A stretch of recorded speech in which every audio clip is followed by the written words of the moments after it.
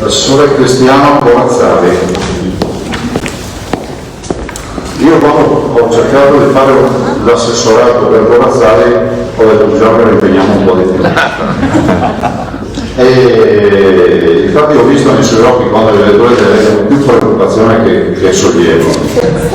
Lui è un bravo ragazzo, presente nel Polesine, ovviamente a tutti gli assessori ho detto che la dimensione territoriale è quella che si chiama Veneto, non il comune, non la provincia, la propria città, ma il Veneto.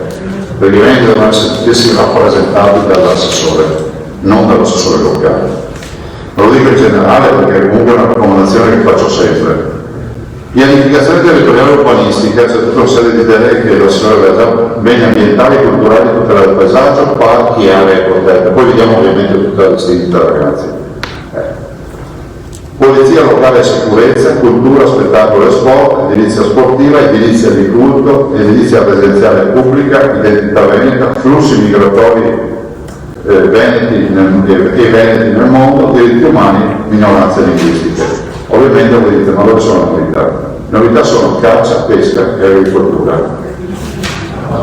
E acquacoltura, scusate. Caccia, pesca e acquacoltura, scusate. Quindi l'assessore avrà un assessorato complesso, continuerà a occuparsi di quello che si occupava prima, ma seguirà anche questa sfida della pesca, della caccia e dell'acquacoltura che sono tipiche del territorio, diciamo, rivieranschi, che lui conosce e che quindi, soprattutto la pesca e l'acquacoltura, e che quindi riuscirà a dare risposta alle nostre marinerie, penso a Chioggia, penso a Carolle, penso a tutto il tema del scatolare e della sacca, cioè un assessore che può occuparsi del territorio perché lì ci sono quelle attività.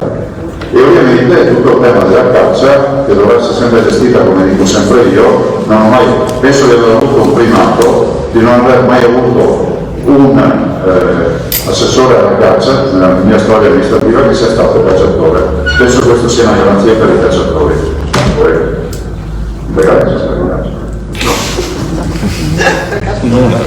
Nel senso che, lo dico, non perché deve essere contro la caccia, ma perché penso che il fatto di essere super partes sia una garanzia anche per tutto il comparto e quindi non c'è il problema delle parrocchie contro parrocchie e altri discorsi.